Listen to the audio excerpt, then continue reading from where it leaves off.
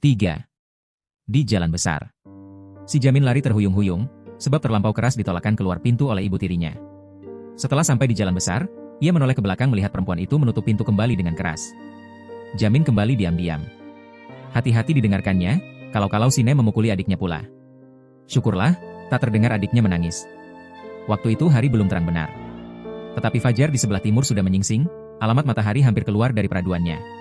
Cahaya bintang-bintang yang bertaburan sudah pudar. Hanya bintang timur yang masih kelihatan cahayanya, tetapi sudah pucat, sebagai cahaya muka si Jamin, yang berdiri di tengah jalan dengan masyghulnya. Jalan-jalan dan lorong. Lorong masih sunyi. Banyak orang belum meninggalkan tempat tidurnya. Udara sejuk mengabut pagi itu, menyenangkan perasaan dan melapangkan dada, sehingga hati si Jamin yang marah itu jadi tawar. Burung-burung meninggalkan sarangnya menyanyi bersahut-sahutan di pohon kenari yang tinggi-tinggi dan rimbun. Suaranya merdu dan riang, seolah-olah mengucapkan terima kasih kepada Tuhan, yang menjadikan sekalian alam ini dan memberi rezeki kepada makhluknya. Kemana saya hendak pergi? Pikir si Jamin dalam hati. Bagaimana saya akan mendapat uang setengah rupiah? Dengan pikiran yang demikian, ia berjalan menuju ke Wilhelmina Park, karena sangkanya pada pagi hari disitulah orang banyak lalu lintas pergi ke kantor tempat pekerjaan masing-masing. 50 sen, katanya perlahan-lahan, kemana hendak saya cari? Kalau tak dapat, saya tak boleh pulang. Kalau saya pulang juga, tentu perempuan itu akan memukul saya. Tetapi kalau saya tidak lekas pulang, apa jadinya si Johan? Baiklah lekas saya berusaha, supaya lekas dapat uang. Sampai di pasar baru ia belum berjumpa orang seorang pun jua, tempat ia meminta sedekah. Di muka toko Tio Tek Hong ia berdiri sejurus, karena tertarik oleh cahaya lampu yang keluar dari toko itu. Didekatkannya kepalanya untuk memperhatikan barang-barang bagus, yang tersusun dan teratur di papan-papan dan dalam lemari-lemari kecil yang bertutup kaca. Di sana bergantungan pakaian anak-anak yang bagus-bagus. Dengan asyik ia mengamat-amati sehelai baju yang sedang betul rasanya untuk adiknya, si Johan. Si Jamin ingin membeli baju itu akan pengganti baju adiknya yang sudah compang-camping. Tetapi apa hendak dibuat, karena kantungnya tak berisi. Neng, Neng. 6 kali berturut-turut bunyi lonceng. Si Jamin terkejut. Tak disangkanya hari sudah siang. Dengan langkah panjang-panjang ia berjalan cepat-cepat melalui simpang kiri yang menuju ke pintu air. Di sana ia berdiri meminta-minta. Matahari sudah tinggi, tetapi si Jamin belum mendapat uang 50 sen. Dalam kantungnya baru ada seketip, pemberian seorang perempuan tua. Tetapi apa yang hendak diperbuatnya dengan uang sebanyak itu? Sudah terang, uang seketip itu takkan menawarkan hati emak tirinya dan melepaskan dia dari sepak dan terjang. Si Jamin tahu benar, uang sebegitu tak guna dibawanya pulang. Aduh lapar sangat perutku, kata si Jamin sambil mengeluh. Ia pergi meninggalkan jalan besar dan menuju Wilhelmina Park. Ia telah bosan menunggu di tepi jalan besar itu, tiada seorang jua mau memberi dia uang. Tambahan pula panas tiada terderita lagi, seperti membakar tengkuk dan kepalanya. Sebab itu ia pergi mencari tempat teduh dalam taman. Bangku-bangku besi tempat duduk hampir semua diduduki orang. Ada orang yang baru keluar kerja, berhenti di situ menantikan tram. Ada pedagang-pedagang keliling yang berhenti sebentar akan melepaskan lelah. Ada orang-orang kulit putih sengaja duduk-duduk menghirup angin sejuk. Masing-masing dengan ragamnya. Si Jamin berjalan terus melewati tempat yang sudah penuh itu. Ia malu duduk bersama dengan orang-orang yang berpakaian bagus-bagus dan bersih-bersih. Sebab, pakaiannya sendiri buruk, penuh tambalan dan tisikan. Kelihatannya sebagai anak yang tiada beribu dan berbapak. Padahal bapaknya masih hidup dan ibu tirinya ini masih ada. Tetapi betapa perawatannya, cukuplah terbukti dari pakaiannya yang compang-camping, mukanya yang pucat pasi sebab kurang makan, dan matanya yang merah sebab kurang tidur. Pendek kata kedua anak itu, si Jamin dan si Johan, sangat melarat hidupnya. Bertes jualah yang mencelakakan mereka, membawa ke lembah kesusahan. Si Mina, ibu yang menyayangi mereka, telah menjadi korban yang mula-mula, oleh si bapak yang sudah jadi hamba minuman keras. Sekarang sudah bertambah pula orang yang akan menyiksa, yakni ibu tirinya budak candu itu. Tetapi Allah yang Maha Kuasa selalu mendampingi orang baik-baik. Demikianlah si Jamin dan si Johan dalam hidup yang pahit itu, mereka selalu dalam perlindungan Tuhan. Meskipun si Jamin seorang budak kecil, tetapi ia telah mengenal Tuhan berkat ajaran ibunya dahulu selagi hidup. Setiap malam jika ia hendak tidur mendoalah ia dahulu, mudah-mudahan Allah melindungi dia dua beradik.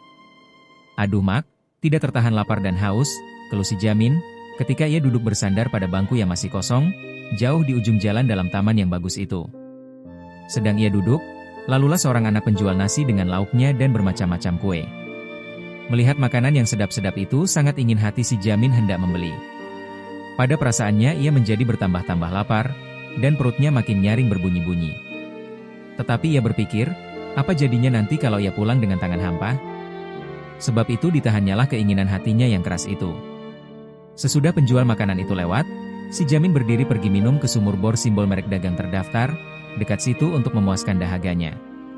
Sesudah ia minum hilanglah dahaganya, tetapi laparnya tiada berkurang. Dengan sedih ia pergi duduk ke tepi sungai Ciliwung yang mengelilingi taman itu. Siapa yang bertamasya ke kota Jakarta tentu takkan lupa menyinggahi taman yang dilindungi pohon yang tinggi-tinggi dan rimbun daunnya itu. Udara di sana sejuk dan segar, meski pada waktu hari panas sekalipun. Udara segar itulah yang menarik hati orang yang berjalan kaki akan berhenti sebentar. Di tengah-tengah taman itu ada sebuah menara di atas tanah yang agak tinggi dikelilingi dinding batu berlapis-lapis. Menara itu dihiasi sebuah jam besar. Pada sebelah muka dinding itu ada pintu gerbang yang bertulisan, "Dilarang masuk." Pintu itu tak boleh dilalui sembarang orang.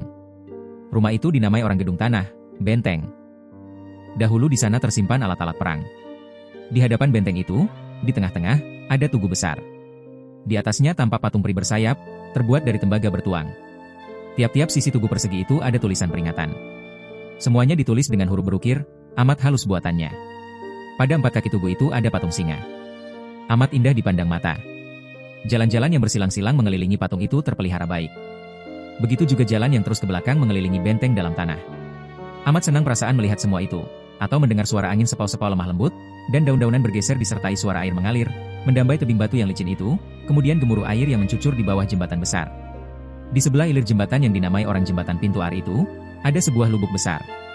Air yang mengalir dengan deras dari bawah jembatan itu berulak dalam lubuk itu 3-4 kali, menaiki buihnya. Si Jamin duduk di tepi sungai itu. Matanya memandang ke permukaan air, yang mengalir dengan tak hentinya. Ia tak dapat beriang hati, meskipun hari yang panas itu disejukkan daun-daun dari angin yang lemah lembut. Lapar perut dapat ditahannya, bukan sekali 2 kali ia berpuasa demikian. Tetapi susah hatinya memikirkan uang yang 50 sen, tiada hendak hilang dari kepalanya. Neng! Neng! Bunyi jam besar dalam mercu gedung tanah. Sudah pukul 2, kata anak itu sambil mengeluh. Ia bangkit lalu berjalan menuju arah ke barat. Jalan yang lebar itu dilindungi pohon johar dan asam yang berjejer-jejer dan rindang daunnya. Jalan itu menuju ke pasar ikan. Di pasar ikan, yakni pelabuhan Jakarta Lama, kerap kali si Jamin berjumpa orang pemurah hati, yang suka memberi uang sedekah barang sekedarnya. Orang pelayaran yang mencari kehidupannya di laut, biasanya pengiba dan penyayang. Lebih-lebih jika melihat orang miskin.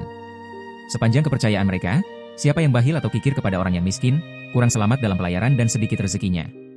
Jika mereka sedang makan di kedai nasi, tak segan-segan mereka mengajak makan orang yang belum dikenalnya. Baik orang itu berpakaian bagus sebagai orang kaya atau berbaju buruk-buruk seperti orang miskin. Selamanya mereka menunjukkan budi bahasa yang baik. Begitulah biasanya tabiat orang-orang pelaut, pengasih dan pemurah. Itulah yang diharap-harapkan si Jamin akan bertemu. Setiba si Jamin di pasar ikan tiba-tiba hujan turun dengan lebatnya. Berlari-lari ia pergi berteduh ke rumah jaga, di tepi jalan. Di sana didapatinya 3 orang berteduh sambil bercakap-cakap. Selama hujan itu ia mendengar segala percakapan orang-orang itu. Mereka baru pulang dari Bangkahulu membawa rotan dan kayu. Semua perkataan mereka diperhatikan si Jamin. Alangkah senangnya berlayar ke negeri-negeri lain. Banyak pemandangan yang ajaib-ajaib, pikir si Jamin dalam hatinya, sambil memperhatikan muka orang yang berkata-kata itu. Lah mendengar orang itu hendak mencari budak kecil untuk dipekerjakan di perahu mereka. Amatlah riang hati si Jamin mendengar perkataan orang itu, karena ia ingin sekali menjadi anak kapal. Ia lupa, bahwa ia masih kecil, baru 9 tahun umurnya. Dengan suara gemetar ia berkata berdiri di hadapan orang itu, "Kalau boleh, saya suka sekali ikut berlayar." Orang itu terkejut, lalu memandang kepada budak yang berdiri dengan hormatnya itu. "Sungguhkah engkau mau?" tanya seorang di antara mereka dengan muka manis. "Betul tuan. Memang sudah lama saya berniat hendak melihat negeri-negeri lain. Di sini tak ada seorang jua pun yang memelihara saya atau memberi saya makan. Karena itu saya hendak pergi dari sini." "Tidak ada orang yang memberi engkau makan? Orang tuamu tak ada lagi?" tanya orang itu pula sambil memperhatikan si Jamin. "Ibu saya sudah meninggal. Sekarang saya hidup dari meminta-minta." "Bapakmu di mana?" tanya orang itu dengan suara lemah lembut karena kasihan melihat anak kurus itu. Mukanya pucat karena rupanya ia tidak cukup makan, matanya kuyu karena hatinya yang tulus itu penuh penderitaan. Mendengar orang itu menanyakan bapaknya, berubah sedikit air muka si Jamin, karena tak tahu apa yang akan dikatakan. Berdusta, mengatakan bapaknya telah meninggal. sekali-kali ia tidak mau. Belum sekali juga mulutnya mengeluarkan perkataan yang tidak benar. Ia tak dapat berbohong. Ceritakan saja terus terang, engkau jangan malu-malu, kata orang itu pula. Mendengar perkataan yang ramah tamah itu, hilanglah malu si Jamin. Diceritakannya keadaannya seberapa perlu. Tetapi disembunyikannya juga, bahwa ia meminta-minta itu adalah suruhan ibu tirinya. Setelah habis ia bercerita, kedua orang itu berunding. Sejurus lamanya, berkatalah seorang di antaranya sambil menepuk-nepuk bahu si Jamin, saya suka sekali berkawan dengan engkau, karena engkau seorang anak yang lurus. Tetapi baik engkau pulang dahulu ke rumahmu. Kalau kehendakmu disetujui oleh bapakmu, datanglah bersama-sama dengan dia. Kemari. Lalu orang itu menunjukkan kapalnya seraya berkata lagi, tetapi lekas engkau datang, karena 4-5 hari lagi hendak bertolak dari sini. Hujan lebat kini telah berkurang dan orang-orang kapal itu pun pergilah. Dengan hati riang si Jamin meninggalkan pula rumah jaga itu. Di kantung bajunya telah ada uang 35 sen. Setali diberi orang pelaut yang berjanji dengan dia itu, dan 10 sen yang diperolehnya tadi pagi. Di jembatan pasar ikan ia berhenti, sambil melayangkan pandangannya ke utara, ke laut Jawa yang lebar itu. Airnya berombak beralun-alun, ditiup angin darat yang mulai berembus. Pulau-pulau yang bertaburan di muka teluk itu, dekat dan jauh, besar dan kecil menyedihkan tetapi juga melipurkan hati si Jamin. Sedih hatinya karena sebentar lagi ia akan meninggalkan Jakarta, tanah tempat ia bermain-main bertahun-tahun. Terlipur hatinya bila ia memikirkan, ia akan berlayar melihat tanah dan negeri-negeri asing, apalagi karena ia akan lepas daripada siksaan yang dideritanya siang malam. Matahari makin lama makin jauh bersembunyi ke sebelah barat. Makhluk di atas bumi pun sudah bercintakan hari malam. Burung-burung yang mencari mangsa di laut terbang pulang mencari tempat bermalam. Perahu dan sampan nelayan yang datang dari laut yang berlayar menuju daratan, kelihatan jauh berserak di muka air, seperti burung bersayap putih tampaknya. Si Jamin berdiri bertelakan menongkat dagu dengan kedua belah tangannya di bendul jembatan. Tidaklah ia sadar hari sudah mulai gelap. Sebentar-sebentar mukanya berseri-seri dan ia pun tersenyum karena sukacita pikirannya hendak berlayar itu. Tetapi tak berapa lama mukanya muram kembali, karena ia teringat adiknya si Johan, yang disayanginya itu. Pada ketika itu seolah-olah terdengar olehnya suara adiknya itu berseru, sampai hati abang meninggalkanku dalam kesengsaraan ini. Maka teringat pula ia akan pesan ibunya, Jamin, kalau ibu tiada lagi, peliharalah adikmu, sekali-kali jangan engkau tinggalkan dia. Air matanya jatuh berlinang-linang, sambil berkata, adikku Johan, sekali-kali abang tidak akan meninggalkan engkau. Ketika itu hari sudah gelap, lentera di tepi-tepi jalan sudah menyala. Si Jamin teringat akan pulang ke rumah. Tetapi uangnya belum cukup 50 sen lagi. Karena perutnya amat lapar, ia berjalan lambat-lambat menuju Mangga Besar. Di sana ia hendak meminta-minta pula, kalau-kalau dapat mencukupkan uangnya menjadi 50 sen, supaya boleh ia pulang. Di depan gedung bioskop Mangga Besar ia berdiri meminta-minta sedekah kepada orang yang lalu lintas. Tetapi beberapa lamanya ia meminta-minta itu ia tidak beroleh apa-apa. Orang tidak ramai, karena malam itu amat dingin. Angin bertiup tiada hentinya bercampur dengan gerimis. Si Jamin menggigil. Pakaiannya yang tipis itu sudah mulai basah. Sebab itu si Jamin pergi mencari tempat berlindung. Di bawah serambi sebuah rumah ia duduk bersandar ke dinding. Kedua belah tangannya disembunyikannya di bawah ketiak, supaya jari tangannya yang dingin itu menjadi agak panas. Ia merasa amat lapar dan dahaga, karena semenjak pagi tadi belum suatu apapun masuk perutnya selain dari air dingin. Siapa engkau? Tanya seorang sambil menghampiri dia dengan kasar. Mengapa di sini? Pergi. Ayo lekas. Lekas. Bangsat. Dengan menundukkan kepala si Jamin berjalan perlahan-lahan meninggalkan tempat itu. Memang patut orang berkata begitu, sebab pakaian si Jamin yang buruk dan koyak-koyak itu sudah sebagai dimamah anjing rupanya, dan mukanya penuh debu. Tetapi orang yang mencintai sesama manusia tentu akan menaruh belas kasihan melihat si Jamin. Anak piatu itu pun tahu bahwa ia kotor. Tetapi apalah dayanya. Sudah nasibnya serupa itu. Sebab itu ia tidak menjawab kata-kata orang yang mengusir itu, melainkan ia pergi saja mencari tempat yang lain. Di balik-balik tonggak serambi rumah, mudah-mudahan dibiarkan orang. Di sana tiada seorang pun melihat dia. Polisi tak ada yang lalu di situ. Ia duduk membungkuk menongkat dagu di atas lututnya. Tangannya ditaruhnya di antara paha dan dadanya. Dengan demikian dirinya terasa panas sedikit. Ia menangis tanpa bersuara. Air matanya yang bercucuran sebagai air menitik-nitik dan mengalir di pipinya yang kurus itu, sebentar-sebentar jatuh ke lututnya. Anak yang miskin itu pun mengeluh, aduh ibu. Mengapa ibu tinggalkan kami? Bawalah kami bersama-sama. Tak tertahan azab dan siksa yang tiada berkeputusan ini. Meminta-minta sedekah kepada orang yang tak dikenal sekali-kali ia tiada suka. Amat malu ia mengerjakan pekerjaan itu. Tetapi apa boleh buat? Ia dipaksa. Ia tak boleh meninggalkan adiknya yang masih kecil itu. Bukankah kadang-kadang ia dapat membagi adiknya nasi dan obat lapar dari sedekah yang diperolehnya itu? Berdenging dalam telinganya perkataan ibu tirinya, 50 sen. Sekarang baru ada 25 sen, karena yang seketip untuk membeli apa-apa bagi adiknya. 25 sen lagi. Kemana hendak dicari? Hari sudah malam, jalan-jalan sudah sepi, lebih-lebih karena malam yang dingin itu. Si Jamin sudah kerap kali pulang ke rumah membawa uang sedikit saja, sehingga ia kena marah. Ibu tirinya selalu menyalahkan dia. Dikatakannya kurang pandai dan kurang berani meminta-minta. Itu pun memang betul.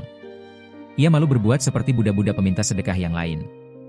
Budak-budak yang lain itu meminta sedekah dengan kata membujuk-bujuk. Kadang-kadang dengan berdusta. Mereka tak mau berhenti meminta dan tak malu menurut-nurutkan orang, sampai orang itu memberi uang. Kadang-kadang karena malu atau bosan diiringkan anak peminta-minta serupa itu, dicerinya juga sesen 2 sen. Orang itu bersedekah, hanyalah supaya ia terlepas dari gangguan peminta-minta itu. Bukan karena betas kasihan. Itulah yang tak dapat ditiru dan diperbuat si Jamin. Sebab itu ia kerap kali dimarahi si Inem. Kalau ia meminta sedekah, ia hanya menadahkan tangannya saja, sambil melihat kepada orang itu dengan mata yang seolah-olah berkata, "Tolonglah, kasihanilah hamba anak miskin." Tetapi sepatah pun tak keluar dari mulutnya, karena bila ia hendak berkata, lehernya merasa terkunci. Karena itu kerap kali orang yang lalu lintas, di tempat ia meminta-minta itu, berjalan terus saja dengan tidak mengindahkan dia. Barangkali orang tak kasihan ataupun tak mengerti maksud si Jamin, anak kotor yang menadahkan tangannya itu. Untunglah terkadang ada juga orang yang menjatuhkan uang ke dalam tangannya. Orang yang berbuat demikian biasanya kuli atau perempuan kebanyakan, yang tiada berada. Mereka lebih mengerti dan mengenal anak peminta-minta daripada orang kaya, yang tak berapa mengindahkan nasib orang miskin. Itulah sebabnya, ia tak seberapa memperoleh uang. Kadang-kadang sampai jauh malam hanyalah 2-3 ketip didapatnya. Malam itu uang yang setali lagi itu rupanya tidak akan dapat dicarinya lagi. Lama juga si Jamin duduk di serambi rumah itu. Sebentar-sebentar didengarkannya, sudahkah hujan berhenti. Ketika itu didengarnya suara tong-tong rumah jaga berbunyi 10 kali, tanda hari pukul 10. Tetapi hujan masih juga jatuh dengan tak hentinya. Si Jamin tidak tahu, apa yang hendak diperbuatnya ketika itu. Baik saya pergi ke pasar baru, pikirnya, barangkali di sana saya beruntung. Lalu ia pun berdiri. Ia sudah tahu di mana biasanya ia mendapat uang. Mangga Besar, Pasar Baru, dan Pasar Senen, disitulah kerap kali ia berjumpa dengan orang-orang pemurah. Di Mangga Besar sekali ini tidaklah ia mendapat apa-apa. Tetapi siapa tahu, di Pasar Baru ia akan beroleh uang yang 25 sen lagi itu. Kemudian ia pulang ke rumah. Bukannya ia amat ingin mengantarkan uang yang setengah rupiah itu kepada si Inem pemadat itu, tetapi ia amat rindu akan adiknya, si Johan yang amat disayanginya. Sesampai di Pasar Baru, ia berdiri di depan gedung bioskop Globe, menanti-nantikan orang keluar dari rumah makan di sebelah bioskop itu. Di restoran itu banyak sekali orang berkumpul. Ada yang bercakap-cakap di keliling meja, menghadapi gelas minuman dan piring tempat kue-kue yang sedap-sedap. Ada yang bermain bola, dan ada pula yang membaca-baca surat kabar dari melihat-lihat gambar-gambar, bagus, dan indah. Pendek kata mereka duduk di sana untuk meriangkan hatinya. Seorang yang main piano melakukan lagu yang merdu-merdu, di tingkah suara seorang penyanyi. Bila ia berhenti ramailah orang bertepuk tangan. Seorang membawa gelas berisi minuman kepada pemain piano itu sambil berkata, "Ini obat haus, minumlah." Pemilik restoran itu tentu saja sangat senang melihat jualannya laku. Ia memuji-muji pemain piano itu. Penghabisan kali orang banyak meminta lagu keroncong, yang sudah masyhur dan disukai orang itu lebih-lebih di Jakarta, kota segala bangsa bercampur gaul. Si Jamin berdiri di tepi di muka restoran itu. Matanya tak lepas-lepas dari pemandangan dalam restoran itu. Wah alangkah senangnya. Tak terasa hujan dan angin. Betapa pula sedapnya makanan dan minuman yang terhidang. Berapa kali ia menelan air liur melihat Jongos mengangkat cangkir yang berisi susu coklat, dan melihat orang makan roti dan biskuit. Ia termenung sehingga tidak diketahuinya orang-orang sudah meninggalkan restoran itu, ia lupa akan maksudnya datang ke sana, akan meminta sedekah. Sedang ia berdiri demikian, datang seorang anak. "Engkau melihat-lihat apa di sini?" tanyanya sambil menggaruk-garuk pipi perlahan-lahan. Si Jamin terkejut dan memandang kepada anak yang bertanya itu. Ia tak biasa disapa orang di tengah jalan dan ia pun amat jarang berkawan dengan anak-anak lain. "Apa yang kau tengok-tengok?" tanya anak itu sekali lagi, sebab ia tak mendapat jawab. Ia bertanya lagi, "Sudah berapa engkau dapat? Engkau kan meminta-minta juga?" Si Jamin memandang muka anak itu, lalu ia menjawab dengan tak berpikir, "Tidak." "Tidak. Perlu apa engkau sembunyikan?" kata anak itu lagi. "Tapi kalau engkau berdiri saja, engkau mau mendapat apa? Mengapa engkau biarkan saja orang lalu? Tengok, saya sudah mendapat 4 picis." Anak itu membukakan tangannya dan mengunjukkan 4 buah uang ketip baru. "Saya tidak diam-diam macam engkau. Saya tak takut mengikutkan orang sampai diberi uang. Saya tidak melengah-lengah, melihat-lihatkan pintu seperti engkau. Si Jamin melihat uang di tangan Buddha itu. Ingin sekali ia mempunyai uang sebagus itu. Berkilau-kilau kena cahaya lampu dan jendela restoran. Ia bertanya dengan suara lemah, sebab ia masih malu. Berapa engkau mesti bawa pulang? Si Jamin dapat melawan malu hatinya. Katanya lagi, saya kalau belum dapat setengah rupiah, tidak boleh pulang. Sekarang baru dapat 25 sen.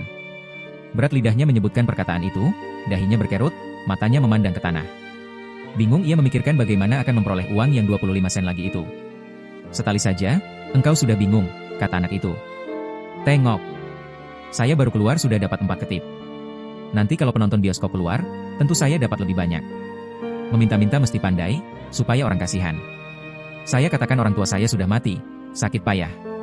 Apa salahnya bohong asal dapat duit? Ketika itu seorang tuan dari restoran menuju jalan ke sawah besar. Sekejap itu juga anak itu mengejar tuan itu. Dengan suara beriba-iba, anak itu berkata, minta tuan. Sedikit uang pembeli nasi. Mak saya sakit keras, bapak saya sudah mati. Tolong tuan. Mati kami tidak makan. Sekira-kira 5 pintu jauhnya ia menurutkan tuan itu. Sudah itu ia kembali mendapatkan si Jamin. Seraya berkata, terlampau sekali tuan itu, bukan main kikirnya, cuma 5 sen saja, cis. Heran dan ragu si Jamin memikirkan kawannya itu. Anak itu pandai sekali mengarang perkataan, minta uang barang sedikit, emak saya sakit, bapak mati. Ia pandai mengarang perkataan, seperti pantun bunyinya. Lagi pula mukanya tidak berubah dan suaranya pun tidak gemetar mengatakan perkataan bohong. Si Jamin mengerti bahwa ia pun harus meniru perbuatan kawannya itu. Ia pun harus berani meminta dan tak segan berbohong jika hendak mendapat duit. Tetapi apa boleh buat, hatinya tak hendak mengejar pekerjaan serupa itu. Biar ia terpaksa tinggal di luar semalam-malaman sekalipun, berhujan dan berangin sampai menggigil kedinginan dan meskipun hebat ancaman ibu tirinya, si Jamin tidak mau meminta sedekah dengan jalan berbohong dan curang. Lemah rasa badan saya, kata si Jamin, sambil merebahkan diri ke rumput di tepi jalan. Mukanya muram dan matanya kuyu. Sakit engkau?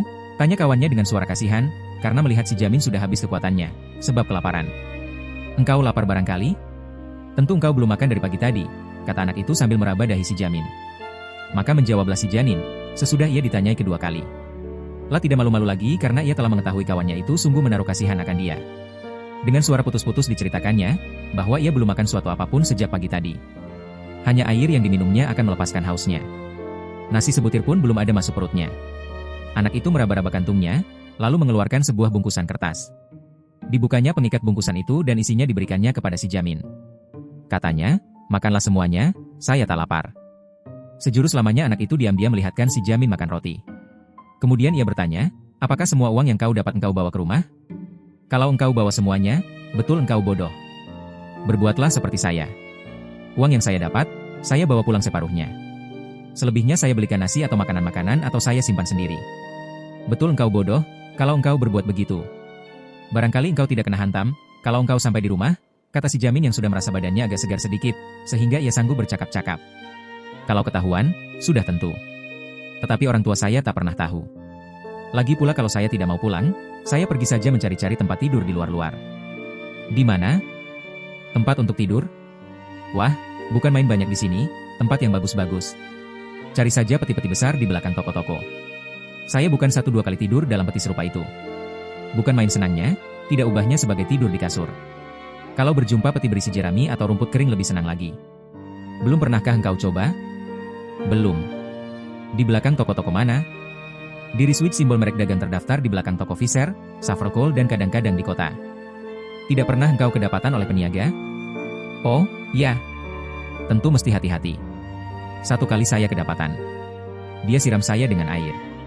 Aduh, bukan main dinginnya. Saya tidak sempat lari, saya tertangkap, lalu diserahkan Fa kepada polisi. Sudah itu?